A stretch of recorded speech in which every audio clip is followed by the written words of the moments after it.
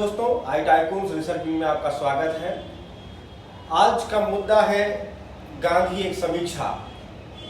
आज जैसा कि हम लोग जानते हैं गांधी जी की जयंती है और 2 अक्टूबर के दिन हमारे पास बहुत सारे मेल प्रश्न समाज में गांधी जी से जुड़े हुए मुद्दों पर चर्चा चलती रहती है और जिसमें से बहुत सारी उनकी सराहना में तो कभी बहुत सारी आलोचना में हमारे सामने आते रहते हैं। तो आज हम उन्हीं मुद्दों पर चर्चा करेंगे कि गांधी जी का व्यक्तित्व एवं उनकी राजनीतिक सूझबूझ, उनके निर्णय क्या वाकई में आलोचना के पटों पर आकलन के योग्य हैं या नहीं, उनकी तटस्थता क्या थी और उनके निर्णय के पीछे के रहस्य क्या थे।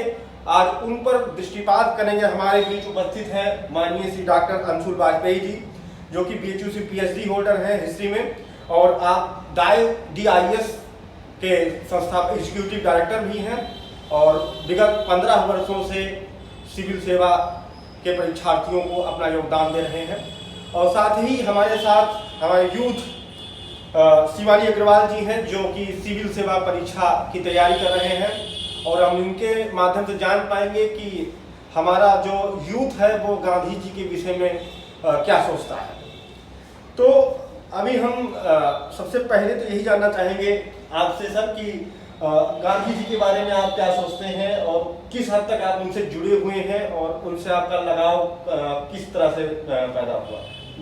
जैसे प्रेजेंट सिनारियो में गांधी ज़्यादा रिलेवेंट हो जाते हैं, क्योंकि आज पूरे दुनिया के अंदर हर जगह आपस में कन्फ्लिक्ट दिखाई देता है, चाहे वो रेशियल कन्फ्लिक्ट हो, चाहे वो रिलीजियस कन्फ्लिक्ट हो, चाहे आपस में तनावपूर्ण वातावरण नज़र आता है। तो इस तनावपूर्ण वातावरण में हमारे लिए गांधी ज़्यादा रिलेवेंट हो जाते हैं और गांधी को हमने अच्छे से पढ़ा है। गांधी की कंटेम्प्रेरी जो राइटर्स रहे हैं उनको हमने अच्छे से पढ़ा है, गांधी को भी पढ़ा है।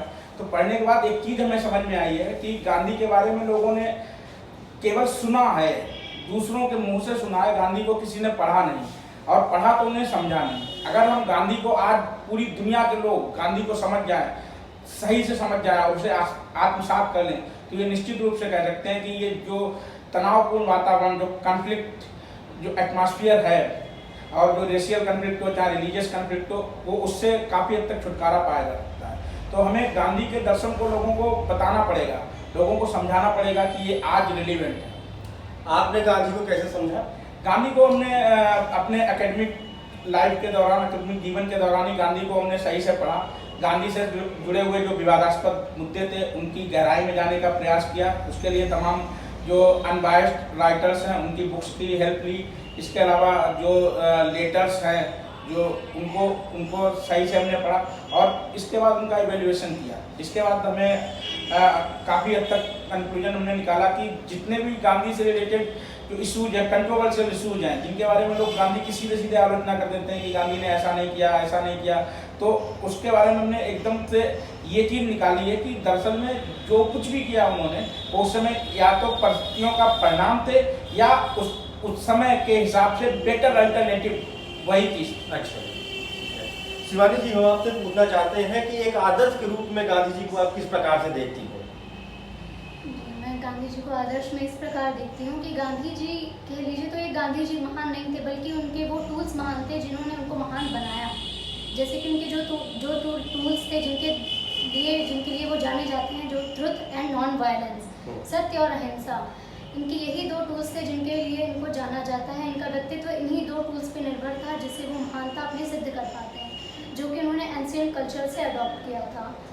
और हमारे एंशिएंट कल्चर में जैसे जैनिज़्म और बुद्धिज़्म हुए, हमारे अशोक मौर्यन हुए, इन सभी ने बिल्कुल यही सत्य और अहिंसा के ही बल पर अपने आप को सिद्ध कर पाए थे, समाज में इस्टेब्लिश कर पाए थे। हमारे पास एक क्वेश्चन आया है, विकास त्रिवेदी जी का क्वेश्चन है और उन्होंने ये जानने का प्रयास किया है कि आमतौर पर जो तात्कालिक समाज है हमारा, उसमें गांधीवाद एक फेल्ड फिलॉसफी की तरह से है, एक असफल दर्शन है और ये समाज को कायराना सोच की तरफ अग्रेसित कर रहा है। आप इस पर क्या टिप्पणी करना चाहेंगे, क्या रिप्लाई देना चाहेंगे?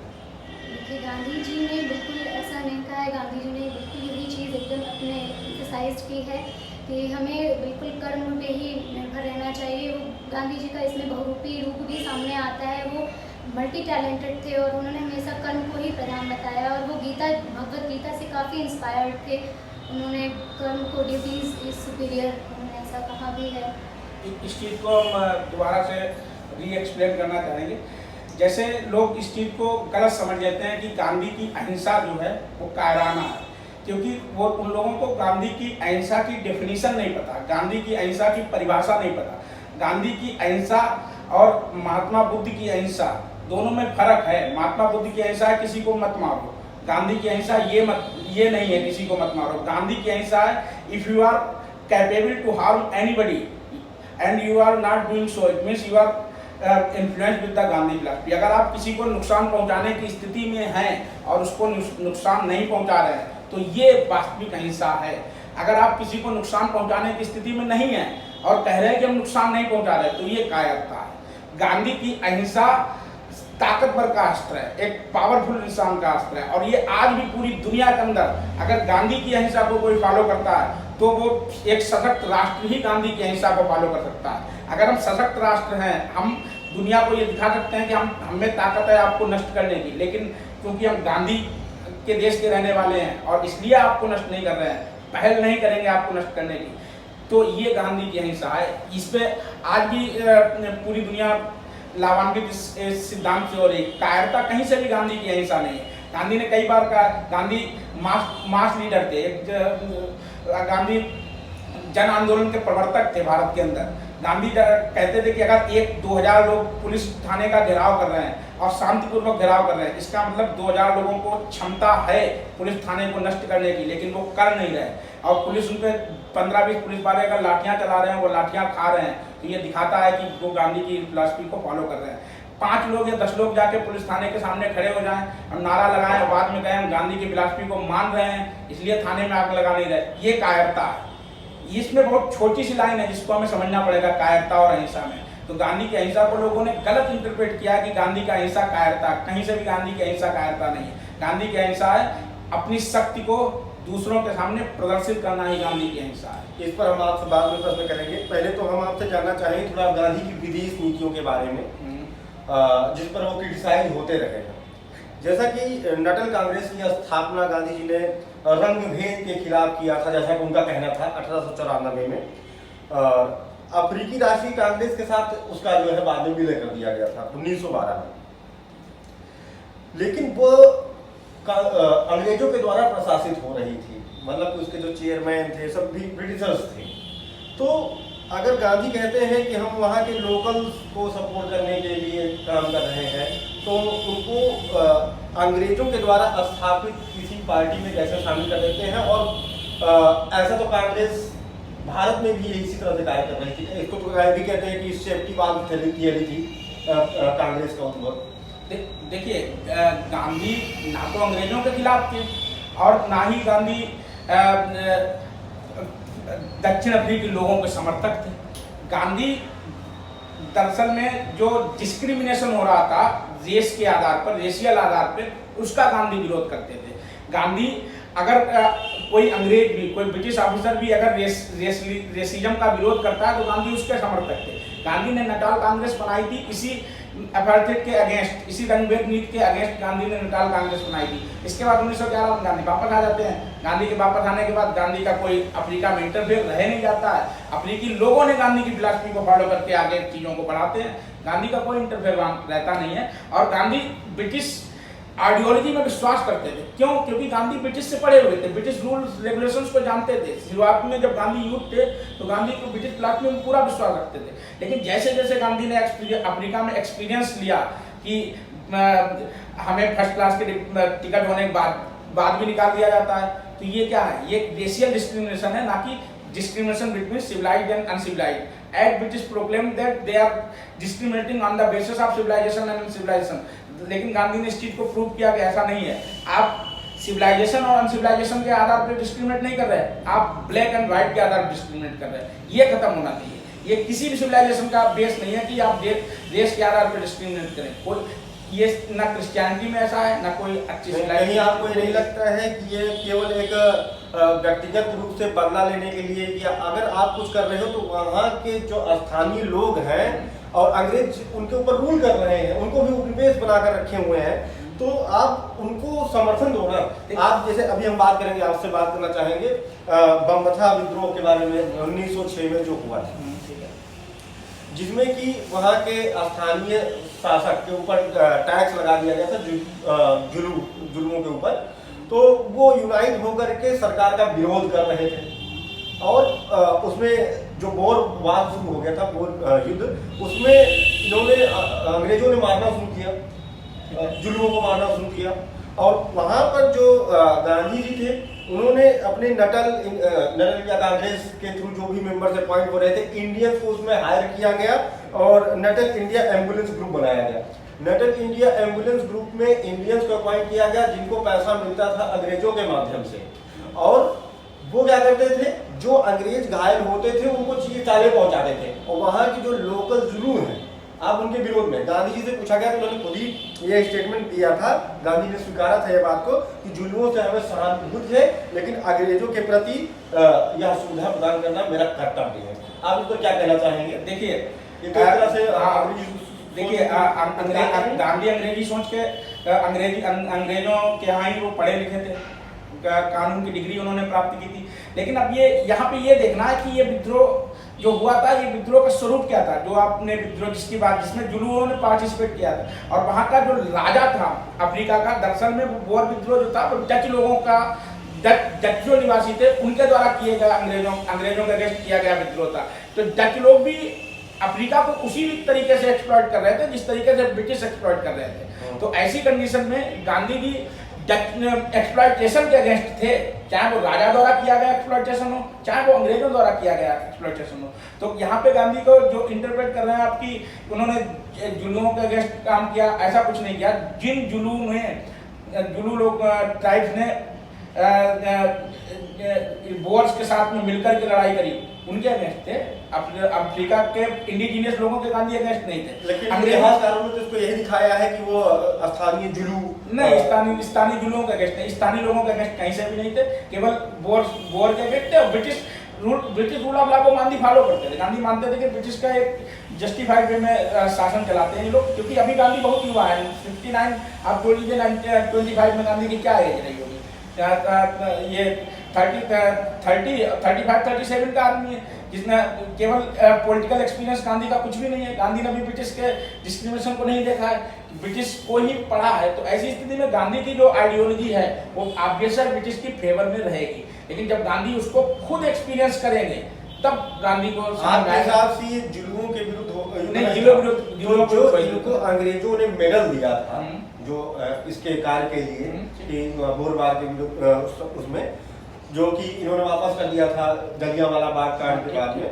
जुलू वार मेडल गोल्ड मेडल के नाम से था, जिसको बाद दिखाया कि ये महारानी विक्टोरिया का गोल्ड मेडल है, लेकिन वो नाम जुलू वार गोल्ड मेडल। जुलू ने पार्टिसिपेट किया था, लेकिन जुलू कोई जैसे आप एग्जाम्पल लें, जैसे 1815 के दौरान थर्ड मराठा वार होता है, तो उस थर्ड मराठा वार में महार लोगों ने उनका सपोर्ट किया था, मराठों का, सॉरी अंग्रेजों का, क्योंकि महार लोग लड़ाकू थे, इसलिए अंग्रेज लोग उन्हें अपने साथ लेते थे, इसलिए उन्होंने सपोर्ट किया था अंग्रेजों का और मराठों के अगेंस्ट लड़े थे। तो इसमें अब हम लोग सोच लें कि मराठा लोग महार लोगों के अगेंस्ट लड़ाई किसके बीच में हो रही थी, मराठा वर्सेस अंग्रेज, महार लोग उसमें पार्टिसिपेट कर रहे थे। इसी तरीके से लड़ाई हो रही थी वहाँ पे ब्रिटिश वर्सेस डच, जुलू लोग हायर्ड थे ब्रिटिश द्वारा। अच्छा, ये कहना था कि जुलू लोग हायर्ड थे ब्रिटिश द्वारा, ब्रिटिश सेना में थे। और क्योंकि जुलू लोगों को खुद भी नहीं उतनी इंफॉर्मेशन थी कि वी आर बीइंग एक्सप्लॉइटेड। जुलूओं का जो राजा था वो खुद डिक्टेटर था, वो कोई डेमोक्रेटिक पैटर्न में थोड़ी थे। वहाँ का जुलूओं का राजा था, वो इनसे मिला हुआ था डच लोगों से। तो गांधी यहाँ पे जुलू लोगों को विरोध नहीं कर रहे थे, गांधी डिक्टेटरशिप के अगेंस्ट थे। अंग्रेजों का हाँ little bit inclination towards British नजर आएगा गांधी का, क्योंकि वो अभी ब्रिटिश की असलियत को समझ नहीं पाते, वो तो बाद में समझेंगे। 35 साल का आदमी क्या समझ लेगा, 35 साल में किसी की समझ विकसित नहीं होती। गांधी उस समय 35-36 साल के थे, तो ज़्यादा उनकी समझ नहीं थी। गांधी जी के ऊपर वैश्विक तौर पर एक और आरोप है लगा हुआ है, जो कि जुड़ा हुआ है जर्मनी से। जर्मनी के शासक हिटलर के कार्यकाल के दौरान वहाँ पर जो यूज थे, यहूदी जो थे, उन पर बहुत ही ज़्यादा जुल्मात किए जा रहे थे और वहाँ के जो यहूदी थे वो यूनाइट होकर के फिर उसका विरोध करना शुरू किया। उन्होंने क्रांति शुरू किया, जहाँ हिटलर के सैनिकों को मारना शुरू किया। तो गांधी दर्शन को जब उन्होंने अडॉप्ट किया, गांधीवाद उस समय काफ़ी लोकप्रिय बन चुका था और दूसरे देशों में भी, तो उन्होंने गांधीवाद को अडॉप्ट किया। गांधी की सीख, अहिंसावादी सीख कि आप जो है हथियार मत उठाइए, एक समय ऐसा आएगा कि तरस खा जाएगा हिटलर। और इसका परिणाम क्या हुआ कि और बड़ी तेजी से यहूदियों की संख्या वहां कम होने लगी, गिनी चुनी बची। और उसके बाद हुआ क्या कि बहुत सारे यहूदी, लगभग 15-20 हजार यहूदी एक साथ सुसाइड कर लिए थे कि दर्दनाक मृत्यु से अच्छा है कि हम शांतिपूर्वक मृत्यु प्राप्त करें, लेकिन हथियार नहीं उठाएंगे, क्यों? गांधी की शांतिपूर्वक नीतियां, अहिंसा वाली सोच, जिसे गांधीवाद हम कहते हैं। तो एक तरह से देखने को नहीं मिल रहा है कि यहाँ पर वो कितना कमजोर बना दे रहा है समाज को और वो क्रांति नहीं कर सकते हैं।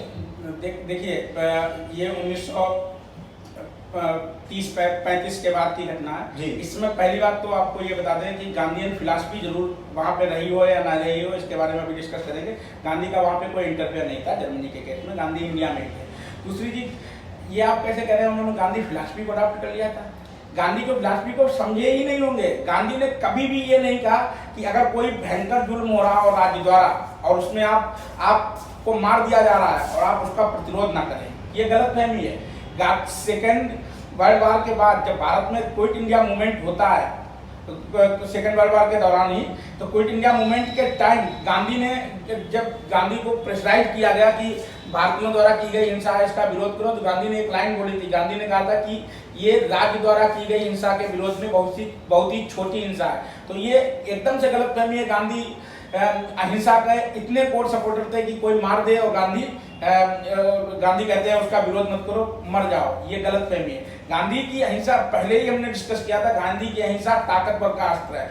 अगर ये वहाँ के लोगों ने, जो जूइश लोग थे, उन्होंने गांधी की फिलॉसफी को सही से पढ़ा होता तो ये अपने आप को इतना पावरफुल बनाते, मास के हिसाब से अपने आप को इतना यूनाइट बनाते, ये दिखाते ब्रिटिश को कि वी आर कैपेबल टू, दिखाते जर्मन लोगों को we are capable to destroy you, but just because of Gandhi we are not doing so. ये गलत इंटरप्रिटेशन हैं। आपको क्या लगता है कि ये गांधीवाद का ही परिणाम था या नहीं? क्योंकि उन्होंने जब गांधीवाद आइडियोलॉजी अडॉप्ट किया कि हम बिना हथियार उठाए जंग जीत लेंगे, जैसे कि आपने सुना होगा ना कि दे दी हमें आज़ादी बिना खड़क बिना धार, साबरमती के संतू ने कर दिया कमाल, तो वो लोग भी उसको अडॉप्ट किए और मारे गए, ठप हो गए। क्या आपको लगता है कि गांधीवाद इसका कारण था कि नहीं? नहीं, गांधीवाद इसका ऐसा रिलेवेंट कारण तो नहीं था, लेकिन उन लोगों ने, सर ने बिल्कुल सही कहा कि उन्होंने गांधी जी की फिलॉसफी और आइडियोलॉजी से बिल्कुल उन्होंने इंट्रोड्यूस्ड तो थे, पर उसको इम्प्लीमेंट करना बहुत ही ज़्यादा समझ नहीं पा रहे थे। तो यही तो थी गांधी की आइडियोलॉजी की अहिंसा ना, अहिंसा भी दूसरी तरीके की अहिंसा थी। गांधी देखिए, गांधी कहते थे कि विरोध करो। गांधी जो बेसिक टूल्स हैं जो किसी भी गवर्नमेंट के लिए जरूरी होते हैं, वो क्या होते हैं बेसिक टूल्स? सहयोग, कॉपरेशन। गांधी कहते थे नौकरी छोड़ दो सारे लोग, कैसे चलाओगे, चला के दिखाओ। तो ये बेसिक टूल्स है। गांधी बेसिक टूल्स पे बात करते थे। गांधी जानते थे ब्रिटिश दुनिया की सुपर पावर है, इससे हम लड़ नहीं सकते, तो क्या कर सकते हैं? बेसिक टूल्स हैं, सारे लोग नौकरी से इस्तीफा देते हैं। देखें इंग्लैंड से आके भारत में लोग सिविल सर्वेंट बना ले जाएंगे और भारत के एडमिनिस्ट्रेशन संभाल ले जाएंगे। भारत का एडमिनिस्ट्रेशन चल कैसे रहा है? भारतीयों के सहयोग से ना। छोड़ दो सारे लोग नौकरी, हर एक लोग जो गवर्नर जनरल का सेक्रेटरीज लगा के सारे लोग नौकरी छोड़ दें, ब्रिटिश टिक पाएंगे? दूसरा टूल था रेवेन्यू, जब सारे लोग रेवेन्यू देना बंद कर दें, ब्रिटिश कितने दिन टिकेंगे? गांधी जानते थे कि ब्रिटिश जो है भारत में टिके क्यों है, उनके नेचर को जानते थे। ये नीतियां भी तो असफल नहीं, अभी हम पर आएंगे, ये नीतियां भी गांधी की असफल रही और उन्हीं कारण असफल रही। उस पर भी प्रश्न है हमारे पास काफी सारे। हम आपसे ये जानना चाहते हैं कि आपने सुना होगा ना कि गांधीवाद में है कि अगर आपको कोई एक तमाचा मारे तो आप दूसरा गाल आगे कर दीजिए, आपने सुना है कि नहीं है? तो इससे आपको लगता नहीं है कि एक आपको एक कायर बनाने की सोच है या फिलॉसफी है? नहीं, ये बल्कि कायर बनाने की सोच नहीं है, बल्कि ये अपने आप को सुदृढ़ करने की सोच है कि हाँ, अगर वो ऐसा कर रहा है तो हम उसके लिए रिएक्ट हमारा कैसा होना चाहिए। मार खाएंगे हम?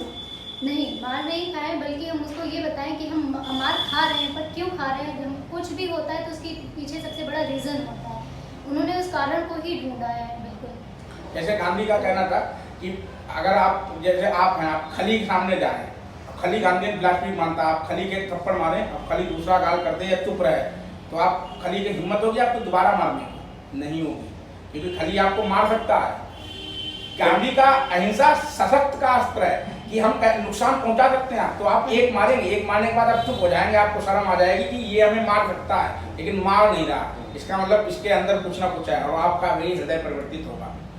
इस चीज को अच्छा, आप मानते हैं कि गांधी एक शांति दूत थे दुनिया के लिए?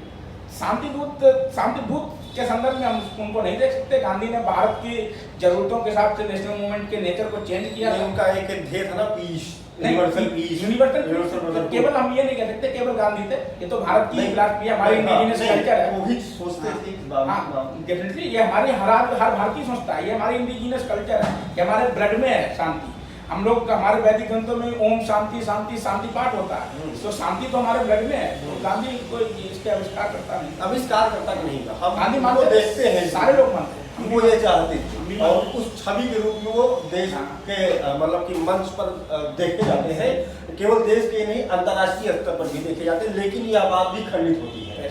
एक प्रश्न हमारे पास आया है, इसमें है कि गांधी जी का नाम 5 बार शांति पुरस्कार के लिए गया, 37 में, 38 में, 39 में, 47 में, 48 में, लेकिन हर बार इनको अंतर्राष्ट्रीय स्तर पर नकार दिया गया कि ये इस पुरस्कार के योग्य नहीं है। उनको क्या कहा गया कि ये कोई बहुत बड़े वास्तविक सामाजिक कार्यकर्ता नहीं है, अपितु ये अंतर्राष्ट्रीय नियमों का उल्लंघन करने वाले हैं, इसलिए इनको जो है नहीं देना चाहिए। मृत्यु के बाद तो ये था कि भाई कोई ही नहीं लेने वाला तो कैसे देंगे, लेकिन उसके पहले भी तो नहीं दिया गया। देखिए, गांधी किसके बड़े विरोधी थे? ब्रिटेन के, मेनली चर्चिल के। चर्चिल गांधी का बहुत बड़ा दुश्मन था, हर बार चर्चिल ने किया था। क्या कहा था आपको याद है चर्चिल ने गांधी जी को? फकीर बोला था, कमीना भी बोला था, कमीना फकीर बोला था। तो चर्चिल की वजह से, और क्योंकि हम लोग लड़किस्से रहते, एक इम्पीरियलिज्म का जो सिंबल है ब्रिटिश, तो दुनिया की सुपर पावर थी उस समय, उससे लड़ रहे थे।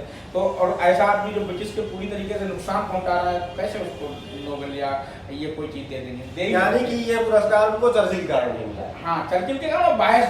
और ये शांति पुरस्कार कोई इस चीज का प्रतीक नहीं है भारत के लिए कि हम ही शांति दूत हैं। गांधी कर्म में विश्वास रखते थे, परिणाम, गीता में भी कर्म में विश्वास की बात कही गई है, परिणाम की बात नहीं है। हम जानते हैं गांधी कितना शांति दूत, गांधी जानते थे हमने शांति की स्थापना के लिए क्या काम किया। भारत के अंदर बहुत भयंकर विद्रोह हो सकते थे, हुए भी थे। जैसे पूरी दुनिया के अंदर स्वतंत्रता के लिए कितने जबरदस्त विद्रोह हुए, क्रांतियां हुई, 100 साल फ्रांस में चली, लाखों लोग मारे गए। ये ध्यान रखिएगा, भारत में लाखों लोग नहीं मारे गए, भारत में बहुत कम लोग मारे गए, कम। ब्रिटिश की अगर आप निकाल के देखेंगे तो ज़्यादा से ज़्यादा 1905 के बाद से फांसी देने वालों की संख्या 500 के अंदर है, जिसको ब्रिटिश ने डिटेन किया है। और इसके अलावा मारे जाने वालों लोगों की भी संख्या बहुत लिमिटेड है। तो इतने कम लोगों के सेक्रीफाइस होने से अगर स्वतंत्रता मिली है, और स्वतंत्रता के बाद हम लोग, कोई भारत में सिविल वार नहीं हुआ है, ये गांधी की उपलब्धि थी। पूरी दुनिया के अंदर स्वतंत्रता मिली है, लेकिन स्वतंत्रता के बाद 50 साल तक सिविल वार हुआ है। चाहे अमेरिका में स्वतंत्रता मिली है, लेकिन अमेरिका 50-100 साल तक वहाँ पे सिविल वार होता रहा। फ्रांस के अंदर जनता से हथियार आप छीन लीजिए तो सिविल वार कैसे होंगे? नहीं, हथियार कहीं भी जनता को हथियार थोड़ी दिया गया, अमेरिका में भी नहीं दिया गया। सिविल वार कम्युनल कन्फ्लिक्ट होता है, रिलीजियस कन्फ्लिक्ट, बहुत तरीके होते हैं। सिविल वार सब जगह हुई, भारत में स्टेबिलिटी आई थी गांधी की वजह से। इसके बारे में भी कुख्यात है कि एक ही विशेष वर्ग को जो है गांधी जी डोमिनेट करते थे, कि आप जो वो जब खनन होते थे, कम्युनल राइट्स हो रहे थे, तो हालांकि बहुत सारे आरोप लगता है, लेकिन ये आरोप एकदम निहायत ही झूठे और प्रचंड गलत है। एक चीज आपको बता दें कि अगर कोई भी व्यक्ति धार्मिक है, ही मस्ट बी सेकुलर व्यक्ति, क्योंकि हमारे धर्म के अंदर ही धर्मनिरपेक्षता मिलती है। कि धर्म का मतलब ही होता है राइटियसनेस कंडक्ट। गांधी रिलीजन को बहुत स्ट्रिक्टली फॉलो करने वाले लोगों में से थे, हिंदू रिलीजन को, खासतौर से हिंदू रिलीजन को मानते थे। वो इंटरडाइनिंग के भी विरोधी थे, इंटर रिलीजियस मैरिज के विरोधी थे। तो गांधी